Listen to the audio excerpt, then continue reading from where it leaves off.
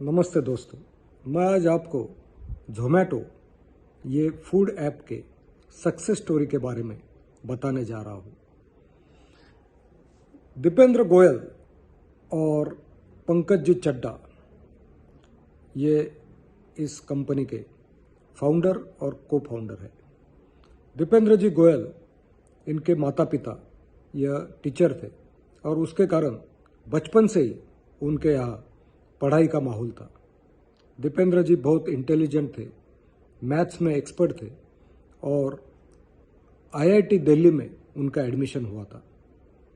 Maths में उन्होंने degree हासिल की और उसके बाद बेन इन इस कंपनी में वो कंसल्टेंसी का जॉब कर रहे थे। लेकिन उनका ध्यान हमेशा इनोवेटिव बिजनेस करने के पीछे था। वो कहते हैं ना कि great ideas come from great coffee. उसी प्रकार वो उनके दिमाग में एक आइडिया कॉफ़ी पीते समय आई थी। कंपनी के कैफेटेरिया में जब वो जाते थे तब वह हमेशा लोगों की क्यू रहती थी। लोग ऑर्डर देते थे और थोड़ी देर के बाद उनको फूड आता था, तो क्यू में खड़ा रहना, बाद में ऑर्डर का इंतज़ार करना और खाना, उसमें बहुत समय लगता था। तो एक दिन ऐसे ही कॉफ़ी पीते पीते उनके दिमाग में आइडिया आई कि क्यों ना हम रेस्टोरेंट का एक वेबसाइट बनाएं जिसमें हर रेस्टोरेंट की जानकारी होंगी, रेट कार्ड होगा और वहाँ हम टेबल बुक कर सकते हैं। उन्होंने ये आइडिया उनके मित्र पंकज जी चड्ढा इनको बताई।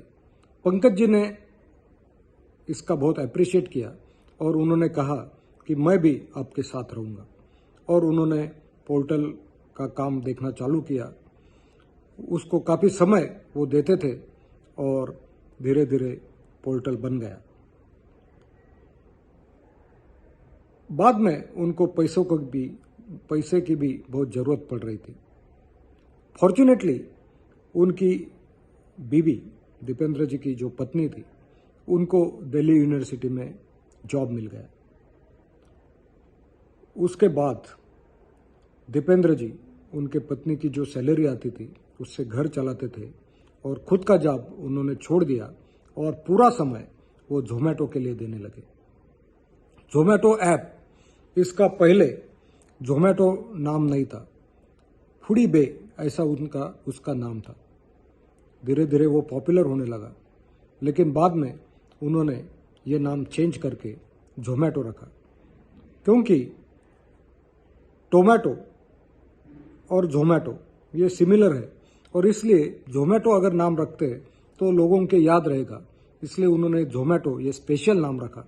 इस पर से भी हम एक बात सीख सकते हैं कि अगर हमें कोई अच्छा ब्रांड देना है तो उसका नाम ऐसा दो कि वो यूनिक हो और उस नाम से उसी प्रोडक्ट की पहचान हो, तो हमें उसका यूज़ होता है। दूसरा कारण ये था कि ईबे ये एक पोर्टल था, ऑर्डर होम डिलीवरी वो देते हम ऑर्डर करने के बाद, तो ये भी उस टाइम बहुत प्रचलित था। तो आगे जाके दिक्कत ना हो इसलिए एक फ्यूचर मतलब दूरदृष्टि से उन्होंने फूडी बे का नाम चेंज करके ज़ोमैटो रखा।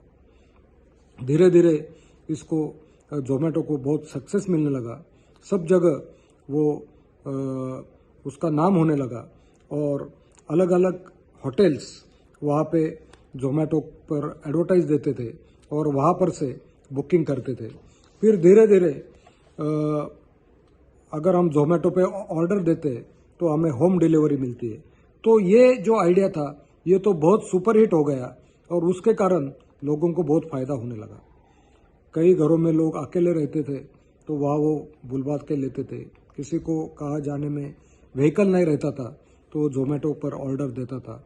या हॉस्पिटल में अगर कोई पेशेंट है और उनके साथ अगर कोई पर्सन है जो बाहर होटल में नहीं जा सकता है लेकिन हॉस्पिटल में खाकर अगर वो बोर हो गया है तो वो कंपनी देने वाला पेशेंट को वो भी ज़ोमैटो पे ऑर्डर देने लगा। ज़ोमैटो के ऑर्डर के कारण घर घर में क्रिकेट मैच की पार्टी होने लगी और फूड घर पे आता था। तो इसलिए धीरे धीरे वो बहुत प्रचलित हो गया और 12 शहरों में धीरे धीरे जाके पहुंचा। उसके बाद इंटरनेशनल पे भी वो चले गया और इसका सक्सेस इतना बढ़ गया कि 155 दुनिया के मशहूर शहर और 9 कंट्रीज में जोमेटो जाके पहुंचा और दिन ब दिन उनका नाम होने लगा। किसी भी होटल में मैं जाता था तो सुबह वहाँ पे जो रेड टी शर्ट पे सब बच्चे आते थे और उनकी मीटिंग चलती थी, तो वो जोमेटो की मीटिंग होती थी। और इसलिए धीरे धीरे वो इतना प्रचलित हो गया कि नॉट ओनली सिटी बट छोटे छोटे गाँव में भी अब जोमेटो आने लगा है। लोगों को भी सुविधा होती है। और ये जोमेटो सिर्फ फूड डिलीवरी का काम नहीं करता, तो अलग अलग 8 टाइप में ये बिजनेस करता है।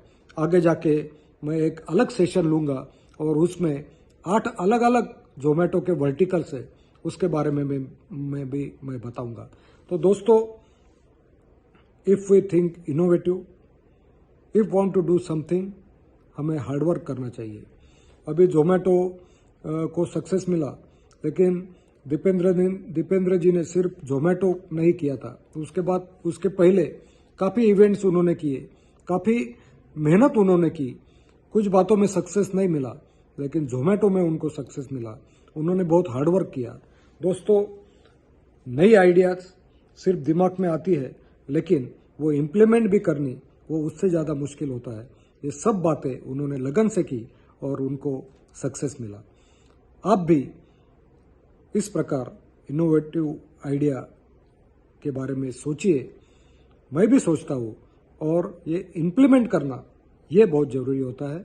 All the best, have a nice day. Thank you very much.